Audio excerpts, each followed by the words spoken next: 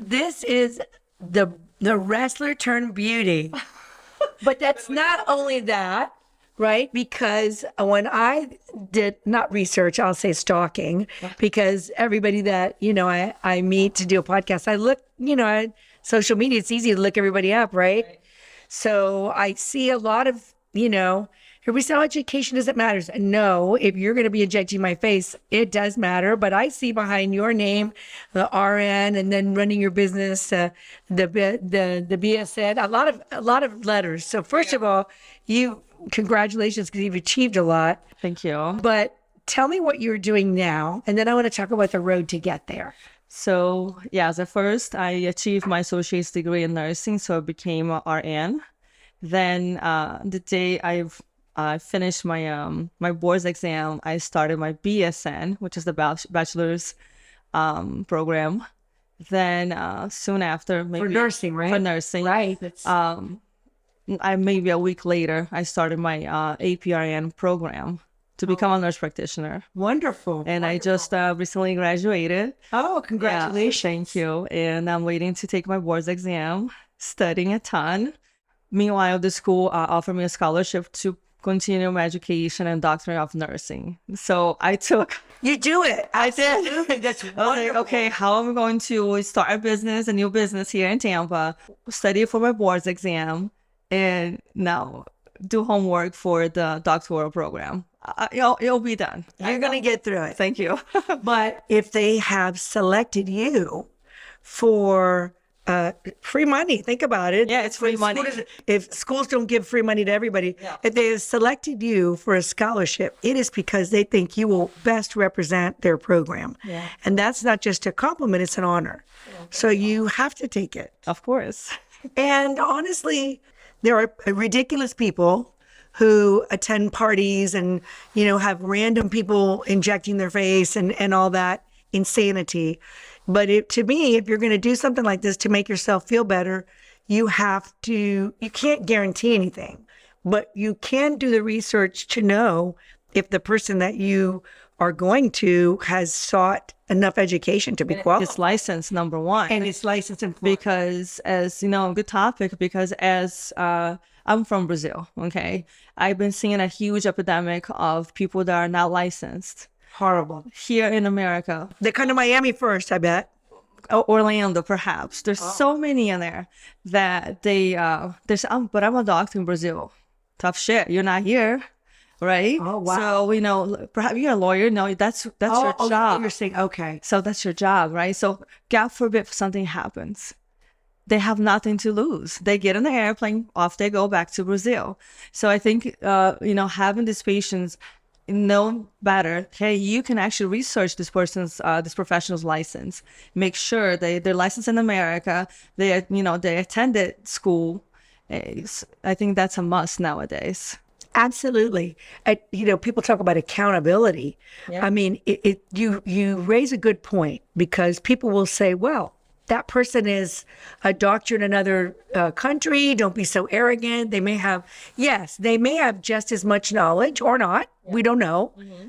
But what we do know is what you pointed out. They have nothing to lose. Nothing. And also the integrity of the products when it comes from another country. Oh. So, perhaps Botox brand and other toxins, they have to be refrigerated, in order to be transported.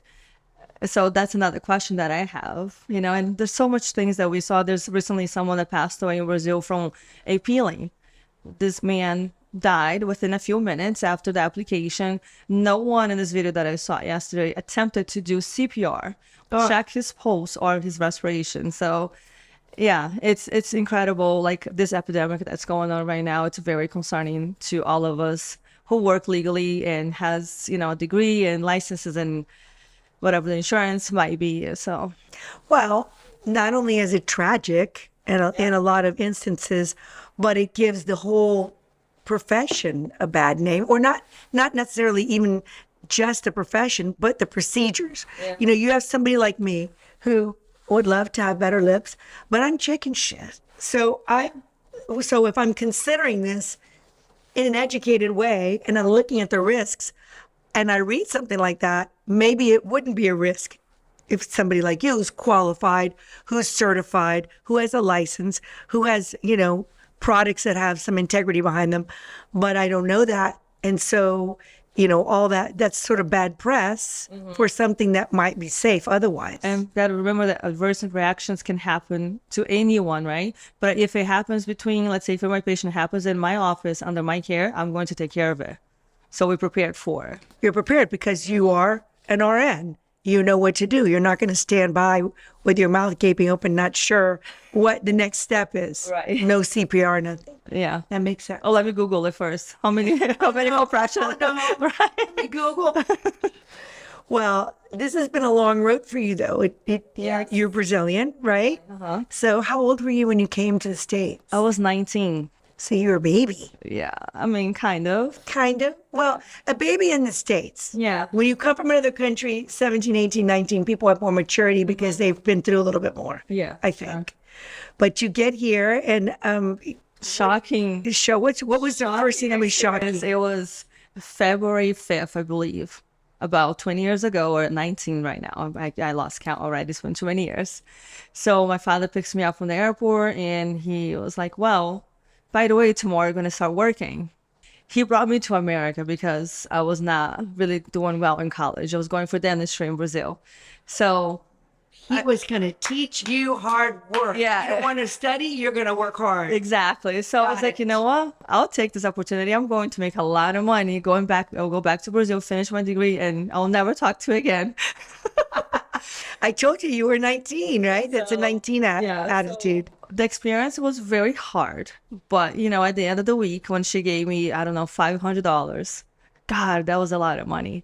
The exchange rate back then, it was $1 per 5 reais. That's our money in Brazil. It's like, oh, so I did the math. Like, wow, if I work X amount of months or years, holy shit, I'm fucking rich in Brazil. But, I also had another thing that was setting me back. The fact that I didn't speak English, right? I came here, no English. And especially at that age, that you're young. Then you want to explore, I want to make friends. Yeah, but not when your brain is a lot easier if you come at 5 or 6. It's more difficult. For sure. And I was not legal in this country. So I had 3 goals to achieve: save money, learn the language, and become legal. So, and all of that came, within time. And the fourth one, I was going back to school, but not in Brazil.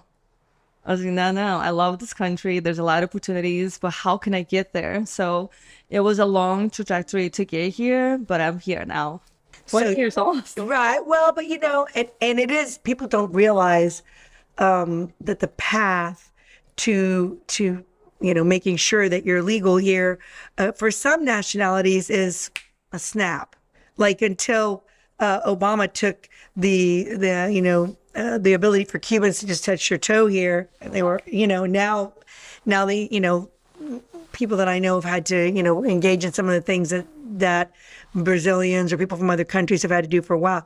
It's a lot of money saved, a lot of houses cleaned, and a lot of lawyers. A lot of sweat. A lot of lawyer fees. Yeah, because it's not, you don't say, oh, I'm going to fill some paperwork out and I'm going to be legal. No. You hire a lawyer and 8, 9, who knows, years later, then, it's a journey. Yeah, it was pretty long, and I was able to legalize both of my parents. My father's already here. Good for you. My mother she went to Portugal to actually help pay for my college degree when I was in Brazil.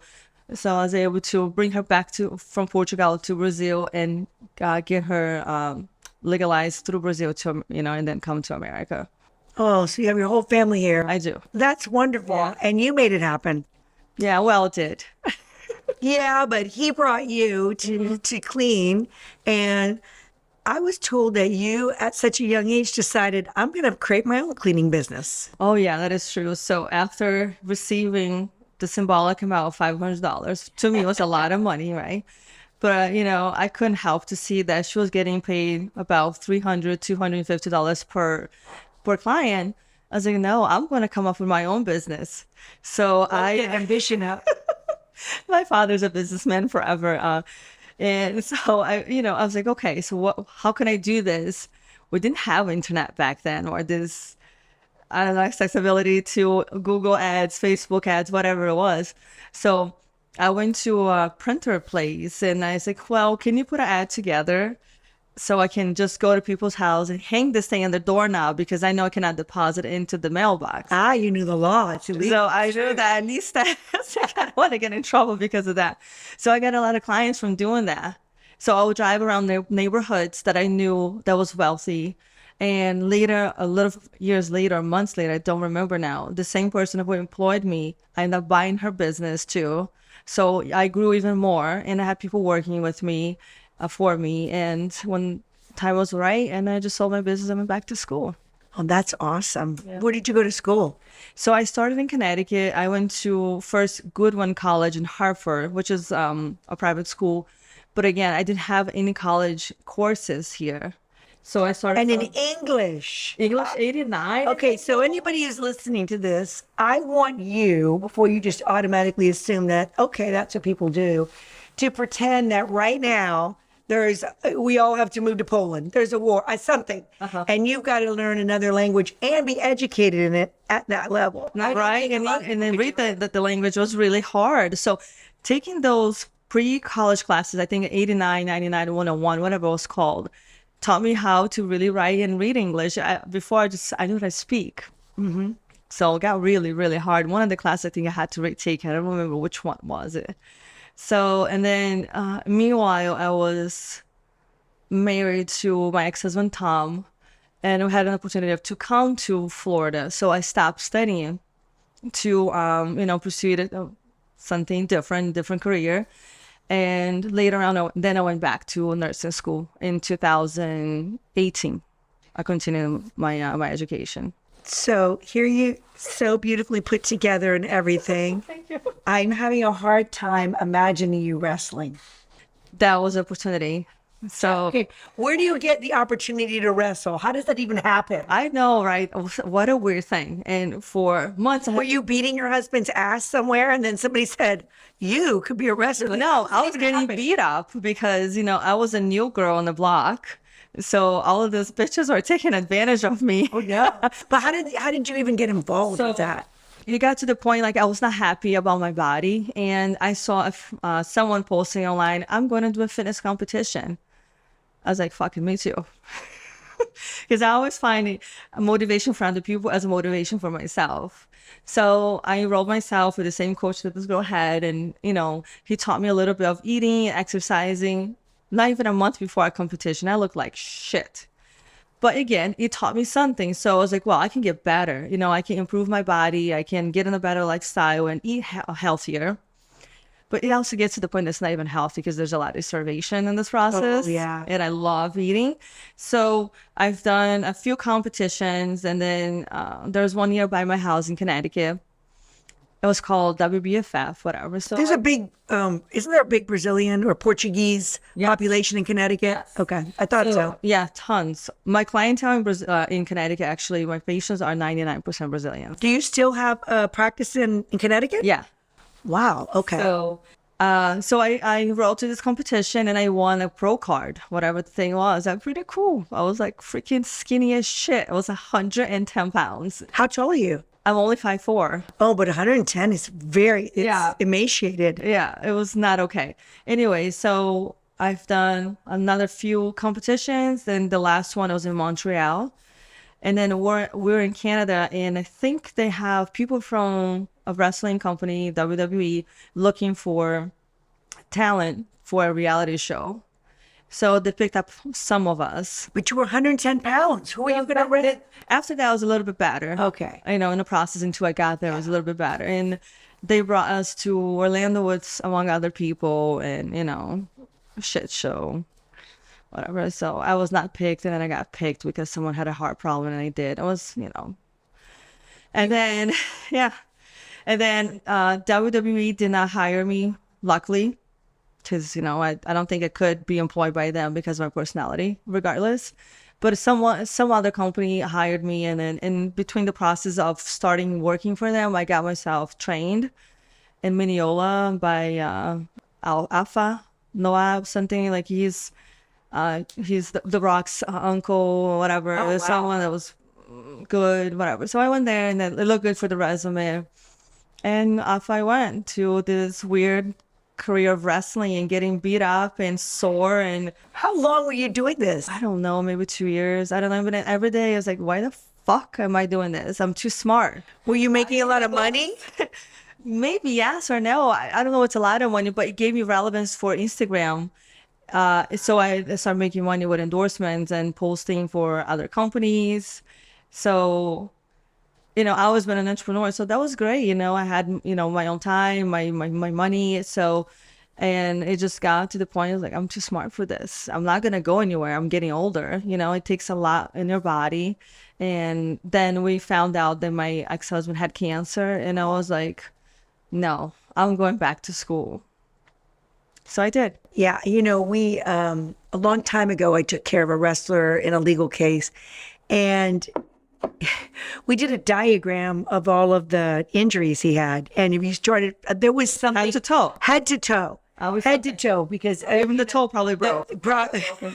and the choreography with the throwing, it is choreographed, obviously. Yeah.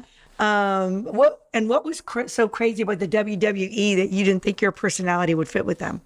I don't like taking orders, especially if that doesn't convey with my values.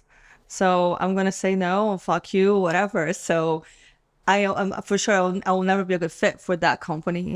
Right. So at some point now you're like, I'm beating my body up and now I really need to be with my husband. yeah. And, again, this career, if you're really good, I have a great friend. She'll probably be like a movie star because she's such a good character that it goes beyond just being in the ring. Just like whatever John Cena, he's in Hollywood. The Rock was, Yeah. And so I think so does my friend Thea. Her character name is Zelina. So I think some people do have a future, but she's a lot younger than me too. I'm almost 40. I don't even think Thea is 30 yet, So I was kind of old as well, older to get in this game, But you're right. If you have a business mind, I'm that my own boss, and I'm whatever- gonna be bounced from one city to another. Sometimes they'll wrestle. I don't know. Let's say Tampa today, but then tomorrow they have to be in New York. That's a lot. No, that's insane. And then No. living it, if you want to have a family, I mean, you have a son now. I have a son now. Yeah. So how in the world would that work? It wouldn't. No, I know it's hard as it is for me because I also practice in Connecticut because the laws here in Florida didn't allow RNs to provide Botox and fillers. The medical board did not, right? So recently has changed last year in July where RNs could do, but still the law is very vague and I am done with my NPU program. So regardless, I'm done. they decided to put it back and be strict and right.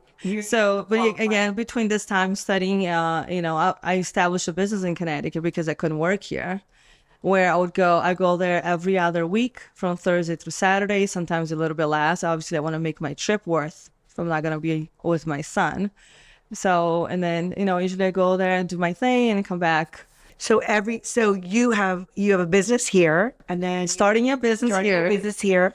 Starting a business here. That's right. She is doing it according to the regulations. So you're and certainly being an entrepreneur and getting out in that wrestling world, like you said, gives you notoriety, gives you more people, and it gave me all the following on so on that's Instagram. It back then it did convert to to dollars. Right now, not so much. Yes, I use my platform to once in a while post something about my Botox and fillers procedures.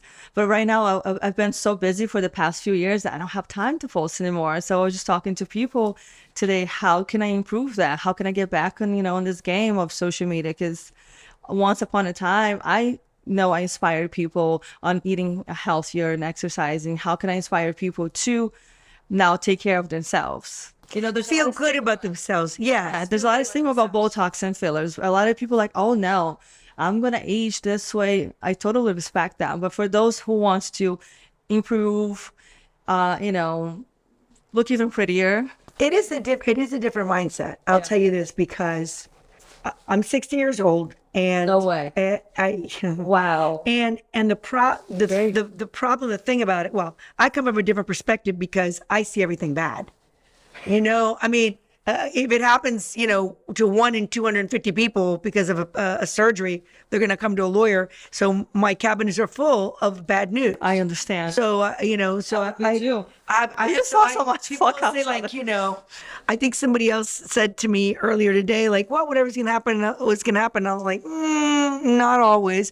You have to do the research. You have to know who you're getting in bed with and all that. But I've seen a shift in the sense that there were people who did Botox or fillers and they quietly did it and they wanted no one to know. But now when you're sitting across at lunch from a 30-year-old who says, oh yeah, I'm getting Botox because I want to prevent wrinkles from ever even occurring. I don't know. I probably somewhere my mindset is in between those two extremes, but that it has a different amount of acceptance now. Yeah. Especially guys. Botox is a thing. Oh my God. God. Guys are taking care of them. Botox. Yes. Botox. Yes. Botox. While you're in there, make sure to darken their eyebrows, because the worst thing is to have somebody, they're all gray and then they're washed out, So we do have a lot of male clientele too. It's still a stigma, but they're like more open to take care of themselves.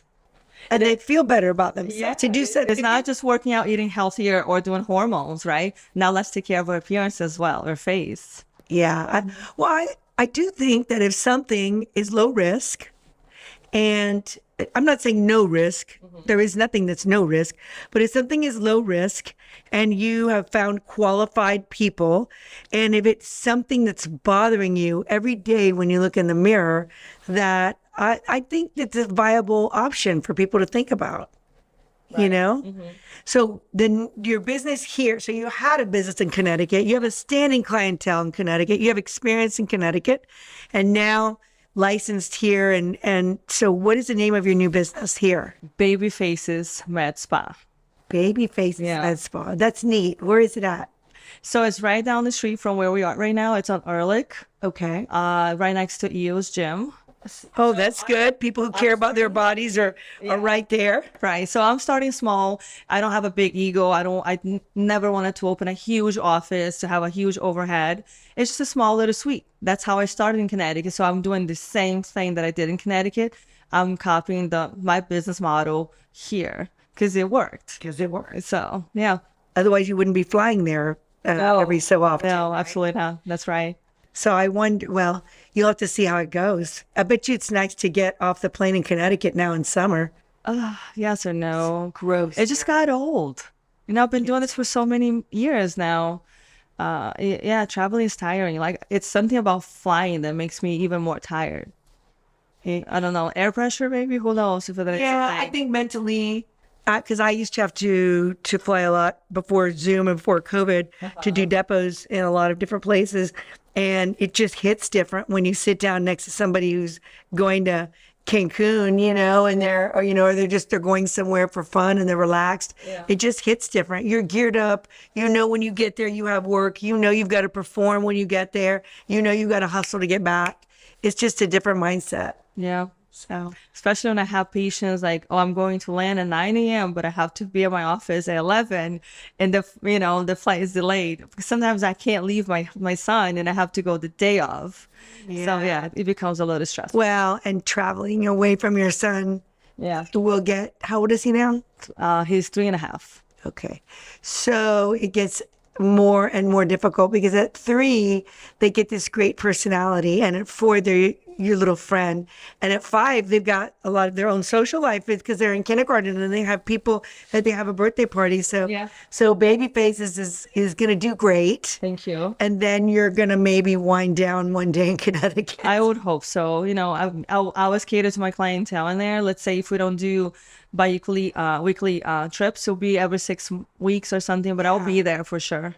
Well, that's so neat. Congratulations on everything. So neat, that window into the world of the wrestling. It was just like an outtake, in your life. Yeah. Give you a break from studying. It was fun. It was a lot of fun, but But you've had experiences that made you want to further yourself Absolutely. Maybe I was even more sure, yes, I need to go back to school. And that's the problem. People will say, oh, well, they lied to me, or you don't need education. It's not that. Honestly, that's just a slogan, just like get a college degree is a slogan. I have young people in my house all the time because my kids are in their 20s. What I tell them is, yeah, you have to first of all figure out your plan, Right. and then you get educated for that plan. If your I agree plan with that. is going to be, if you have no plan and then you just get a degree, well, maybe it will enlighten you into a path you wouldn't have otherwise. You're not doing anything else. So, but if you have a plan and you educate yourself for the plan, that's a whole different game than just, getting a degree, not sure what to do with it, and then blame everybody else around you. They told me. Yeah, I just think sometimes it's just here, anywhere, that decision is made too young. What the fuck do you know when you're 18? Nothing. Like, in Brazil, my parents put me to work when I was 9. I knew I wanted to make money, So that's why I picked a career that I love medicine. But, like my son, I don't know. Like, I'm pretty sure I'm going to put him to work as well. He's not going to sit home and do whatever, play video games. Or you're going to come to work with mom. You're going to take a job at Publix or anywhere else. But so you can have perspective. And that's what lacks. Yeah. I think a lot of countries, like even in Brazil, I think that decision is sometimes made too early, in life. What are you gonna early? Yeah. What are you gonna do for the rest of your life? Why do I need to decide right now when I'm 18? So I think, I think it's better if you do later around like I did. Right. And some people go to college because they have no idea what they're doing. Yeah. And my sister had no idea what she was doing and took an accounting class and fell in love with it. Sometimes you're exposed to things you never would have been exposed to. But if you're going to finish it, you need a plan. Absolutely. So anyway, it was so nice meeting you. Thank you. Nice to meet you too. And looking at your beautiful face, I would not have thought that you were anywhere near 40. So I don't know, maybe you'll be inspired to do something about these little 11 lines. I'm right down the street. Perfect. Thank you. Thank you.